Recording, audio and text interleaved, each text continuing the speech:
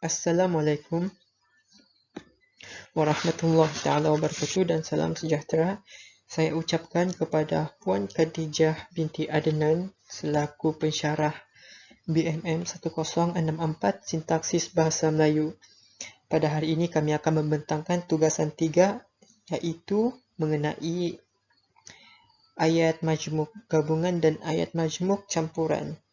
Kami ialah kumpulan 7 yang terdiri daripada Khairil Azhar bin Arifudin, John Xiao Zeng bin, Edwin Lau Lik Yeng, dan saya sendiri Muhammad Zahidi Zain bin Lazim. Baiklah, pertama sekali kita akan menyentuh apakah itu ayat majmuk. Menurut definisi dan konsep, ayat majmuk ialah gabungan antara dua atau lebih ayat yang disusun dengan cara-cara yang tertentu. Gabungan ayat ini akan menghasilkan ayat yang baru. Itulah ayat majmuk. Contohnya, ayat A dan ayat B digabungkan menggunakan kata hubung dan menghasilkan satu ayat baru. Kemudian, ayat majmuk ini juga mempunyai lebih daripada satu predikat atau satu subjek. Contohnya, kita lihat di sini. Ayat kedua-dua subjek atau kedua-dua predikat atau lebih boleh digabungkan dengan menggunakan kata hubung. Sebagai contoh, A. Ali sedang membaca buku. B. Abu sedang membaca buku.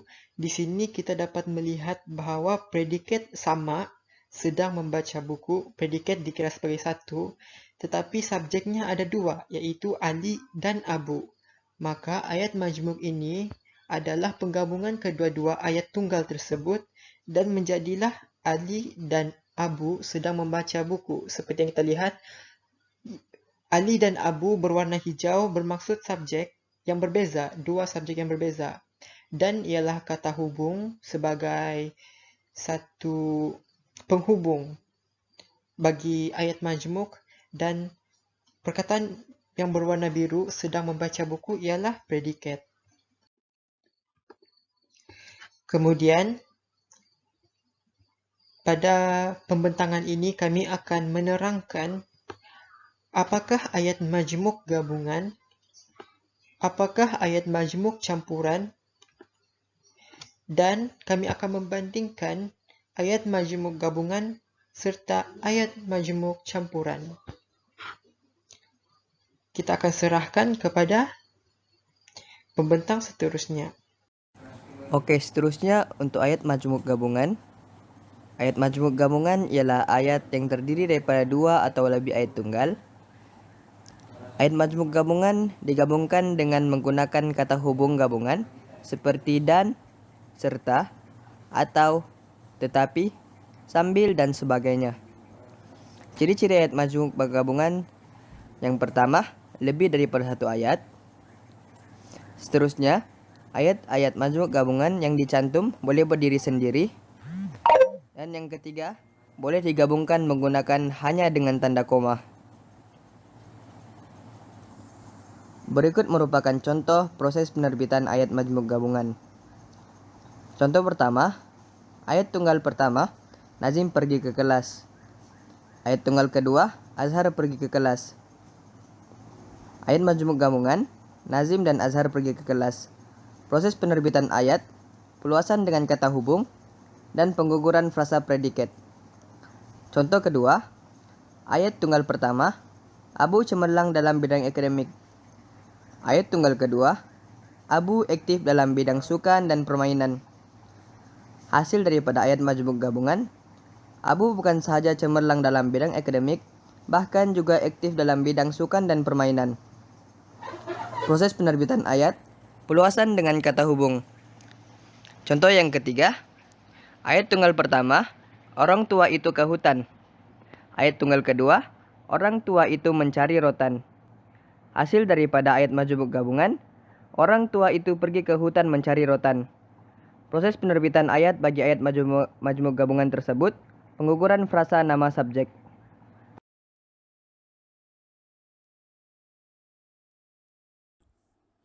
Saya ingin membentangkan ayat majmuk campuran. Dalam ini ada 3 kandungan. Yang pertama adalah definisi, yang kedua ciri, dan seterusnya ialah contoh. Untuk definisi ayat majmuk campuran ada 3.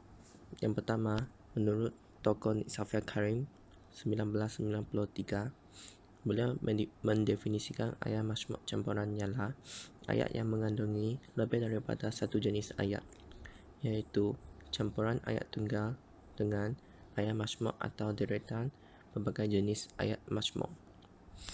Untuk tokoh kedua ialah Abdul Hamid Mahmud 2000. Beliau mendefinisikan ayat majmuk campuran ialah ayat majmuk yang terbentuk daripada campuran atau antara ayat majmuk gabungan dan ayat majmuk panjangan. Untuk definisi keseluruhan ialah ayat majmuk campuran ialah ayat yang lebih daripada satu jenis ayat, yaitu campuran ayat majmuk gabungan dengan ayat majmuk panjangan. Ayat majmuk campuran juga dikenali sebagai ayat kompleks. Seterusnya, ciri-ciri ayat majmuk campuran ada 3. Yang pertama ialah boleh terdiri daripada berbagai bentuk dan jenis ayat. Kedua, ayat yang dibina biasanya panjang. Dan ketiga, dicampur dengan satu jenis ayat majmuk dengan ayat majmuk yang lain. Untuk contoh ayat majmuk campuran ada 2. Contoh yang pertama ialah ibu menanak nasi dan kakak mencuci pinggan ketika bapa pulang. Untuk ini, ibu menanak nasi merupakan klausa pertama, kakak mencuci pinggan merupakan klausa kedua, dan ketika bapa pulang merupakan klausa ketiga. Dan ayat ini telah dihubung dengan kata hubung dan. Untuk ini, hubungan klausa pertama dan klausa kedua ialah setara, manakala hubungan klausa pertama dan klausa kedua dengan klausa ketiga adalah tidak setara. Oleh itu, klausa pertama dan klausa kedua menjadi klausa induk, manakala klausa ketiga menjadi klausa bawahan.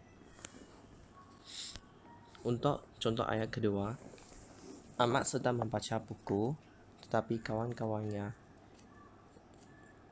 yang sudah letih lesu telah lama tidur. Untuk ayat ini telah dihubung dengan kata hubung tetapi. Dan ini ayat pertama ialah ayat Ahmad sedang membaca buku, sementara ayat yang kedua ialah kawan-kawannya yang sudah letih lesu telah lama tidur. Ayat yang kedua ini merupakan ayat majmuk juga, kerana ayat relatif iaitu yang sudah letih lesu dipanjangkan ke dalamnya. Okey, seterusnya perbandingan proses penerbitan ayat majmuk gabungan dengan ayat majmuk campuran. Dari segi definisi, ayat majmuk gabungan ialah ayat yang terdiri daripada 2 atau lebih ayat tunggal. Ia digabungkan dengan menggunakan kata hubung gabungan seperti dan, serta, atau, tetapi, dan sebagainya.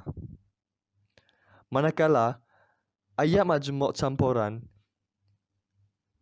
ialah ayat yang mengandungi lebih daripada satu jenis ayat, iaitu ayat tunggal dengan ayat majmuk atau deretan pelbagai jenis ayat majmuk. Ayat majmuk campuran ialah ayat majmuk yang terbentuk daripada campuran antara ayat majmuk gabungan dan ayat majmuk panjangan. Dari segi jenis-jenis pula, ayat majmuk gabungan dan ayat majmuk campuran mempunyai 3 persamaan, iaitu gabungan yang susunannya fakta berurutan. Yang kedua, gabungan yang susunannya memberi maksud pertentangan fakta dalam ayat-ayat yang digabungkan itu. Yang ketiga, gabungan yang susunannya menggabungkan dua ayat atau lebih menggunakan kata hubung yang berpasangan. Selain daripada itu, ayat majmuk campuran mempunyai 3 lagi jenis. Yang pertama, ayat ligatif. Yang kedua, ayat komplement. Dan yang ketiga, ayat keterangan. Okey, seterusnya, perbandingan dari segi ciri-ciri. Untuk ayat majmuk gabungan, ayat-ayatnya dicantum boleh berdiri sendiri. Selain itu, ayat majmuk gabungan boleh digabungkan menggunakan hanya dengan tanda koma dan lebih daripada satu ayat. Manakala ayat majmuk campuran pula dicampur dengan satu jenis ayat majmuk dengan ayat majmuk yang lain. Ayat dibina biasanya panjang dan boleh terdiri daripada pelbagai bentuk serta jenis ayat. Contoh ayat majmuk gabungan. Ayat pertama, dia membuat kerja rumah sambil mendengar lagu. Ayat ini merupakan gabungan yang susunannya fakta berurutan. Ayat yang kedua, baju yang dibelinya terlalu mahal, padahal ada yang lebih murah. Ayat ini merupakan gabungan yang susunannya memberi maksud pertentangan fakta. Ayat yang seterusnya, lebih baik kami menaiki bas daripada berjalan kaki. Ayat ini pula merupakan gabungan yang susunannya menggabungkan dua jenis ayat atau lebih menggunakan kata hubung yang berpasangan. Contoh-contoh bagi ayat majmuk campuran pula. Yang pertama, Jackson dan Jacqueline bersama-sama pergi ke sekolah. Ayat ini merupakan gabungan yang susunannya fakta berurutan. Yang kedua, Awanis suka makan sayur tetapi adiknya suka makan daging. Ayat ini merupakan gabungan yang susunannya memberi maksud pertentangan fakta. Ayat yang ketiga, daripada kita membeli sayur-sayuran di pasar raya, lebih baik kita menanamnya di halaman rumah kita sendiri. Ayat ini merupakan gabungan yang susunannya menggabungkan dua ayat atau lebih menggunakan kata hubung yang berpasangan. Ayat yang keempat pula ialah wanita yang memakai baju ungu itu ibu saya.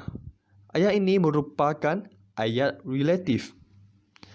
Ayat yang kelima, guru berpendapat bahawa cadangan itu boleh diterima. Ayat ini merupakan ayat komplement. Ayat yang terakhir berbunyi, dia tidak dapat hadir ke sekolah kerana dia kurang sehat. Ayat ini merupakan ayat keterangan. Okey, itu saja daripada kumpulan kami. Sekian, terima kasih. Baiklah, itu sahaja dari kami. Sekian, terima kasih.